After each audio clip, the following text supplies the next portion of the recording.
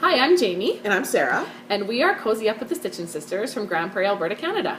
We will be bringing you knitting tutorials and podcasts. So subscribe to our channel and check us out on Instagram and Ravelry as Cozy Up Knits. Happy knitting. You have to say happy knitting. Oh, happy knitting.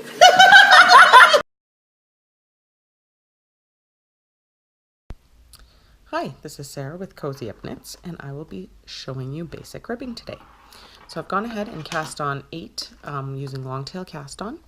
Now a ribbing is any combination of knits and purls to make something stretchy, like a knit 1 purl 1 knit 1 purl 1, a knit 2 purl 1 knit 2 purl 1, or a knit 2 purl 2 knit 2 purl 2. Any of those kind of combinations. You'll find them a lot on cuffs of socks or mittens, or the cuff of a toque that goes around your forehead and ears. Just gives it a little bit of stretch, makes it a little more comfortable to wear. So I'm going to go ahead and start. I'm going to do a knit 2 purl 2 ribbing. So I'll knit my first 2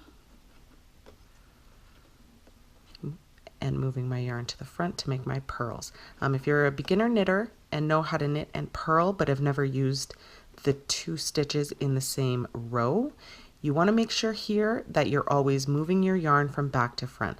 When you make your knit stitches, your yarn is coming off your needle nice and smooth off the back for your knit stitches. When you make a purl, you need to take that yarn and move it in between the 2 and have it hanging down the front to make your purl. I'll show you here on my next row what happens if you don't, if you forget to move that yarn. So we are going to do my 2 knit stitches, and then my next 2 stitches are purls.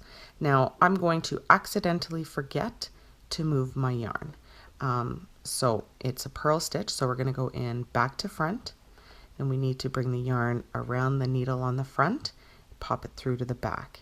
Okay, now you can see here that something definitely has gone wrong here.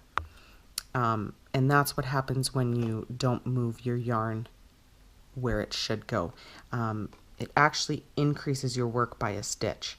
So if you've ever done something where you cannot figure out how your counting is wrong, this could be happening. It's a very common mistake.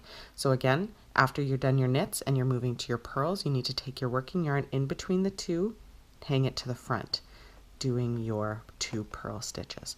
Again, let's say, so I've done my 2 purls, I'm going to make my 2 knits. Let's say I've forgotten again to move my yarn, and now I'm going to make my knit stitch. So watch here. So I'm going to take my yarn around the back needle in between the 2 and slide it through to the front. Now you can see that my yarn went over top of my needle where it shouldn't have.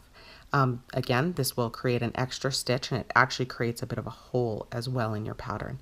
So if you don't know how your counting is off and you've got some holes in your work and things just aren't working out, chances are this is what's happening. Again, you need to make sure that your yarn is in the right place before you make your next stitch.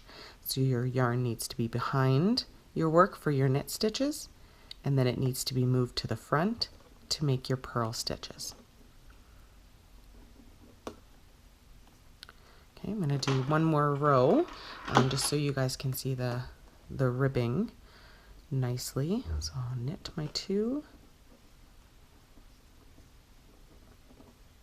moving my yarn to make my purls,